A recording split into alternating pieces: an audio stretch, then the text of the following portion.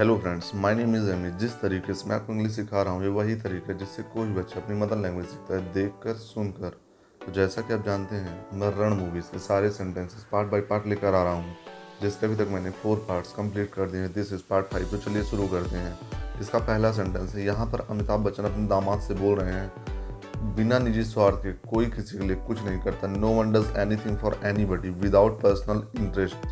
No one does anything for anybody without personal interest. यहाँ कुछ भी फ्री नहीं है। There are no free lunches. There are no free lunches, यह एक फ्रेज है फ्रेंड्स।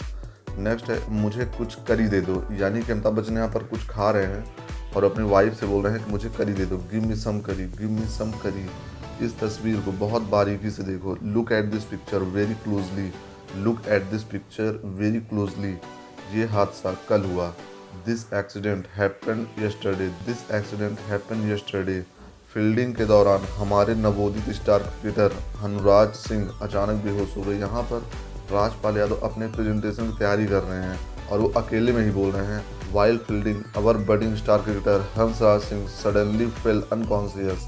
वाइल फील्डिंग यानी कि फील्डिंग के दौरान our budding star cricketer Hansraj Singh suddenly fell unconscious.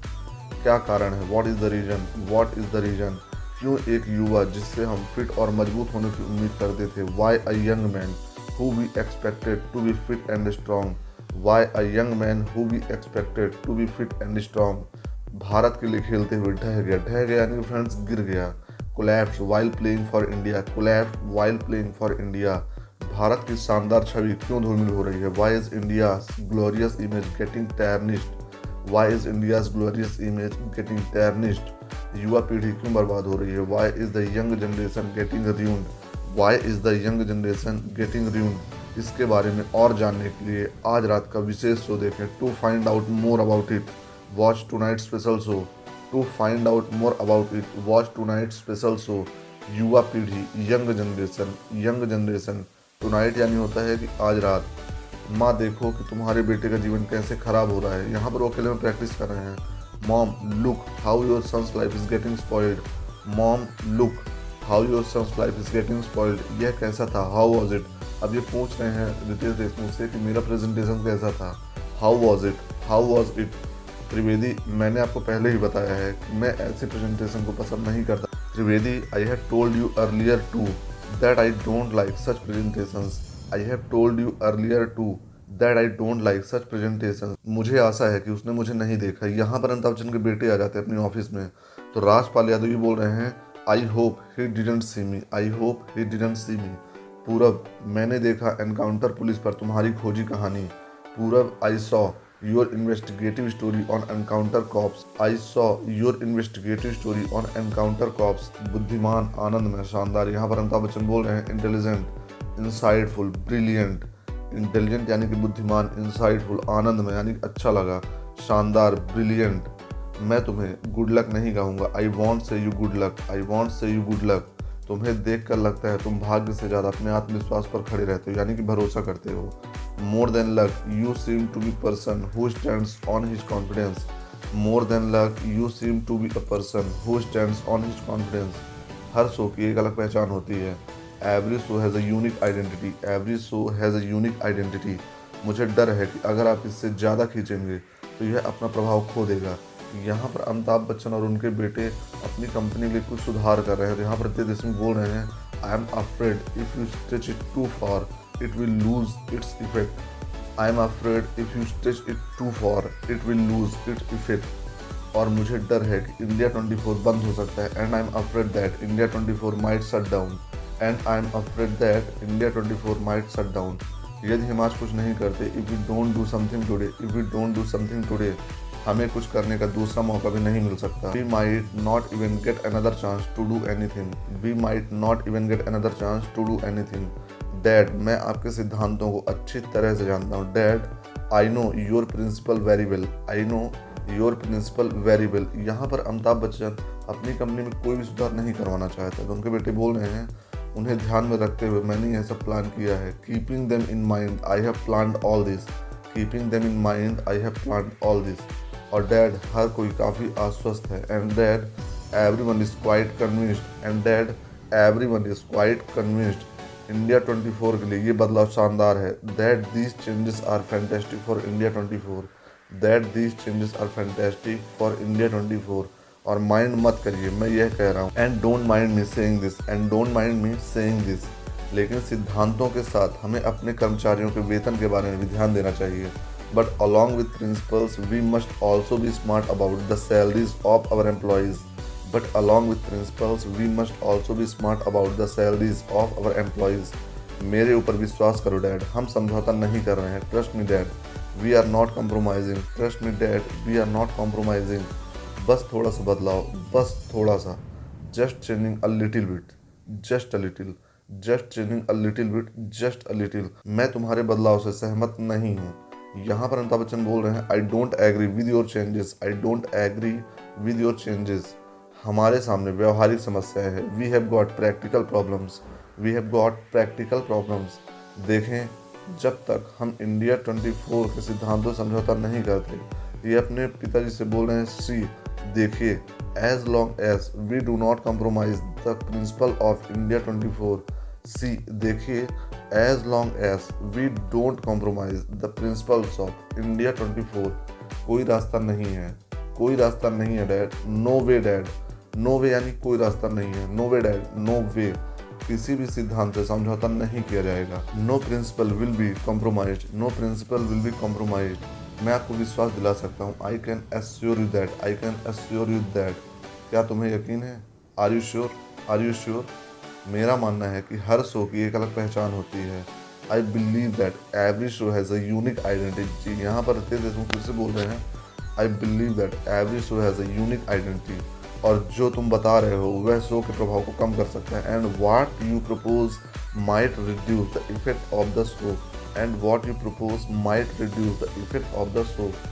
यह हमारी ज़रूरत के बारे में है, ना कि प्रभाव के बारे में।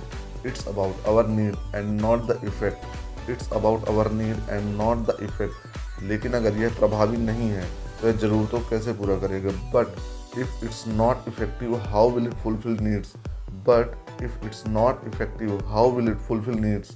अगर हम अपने मौजूदा शो के साथ गड़बड़ करते हैं तो सिर्फ अपनी व्यूअरशिप बढ़ाने के लिए।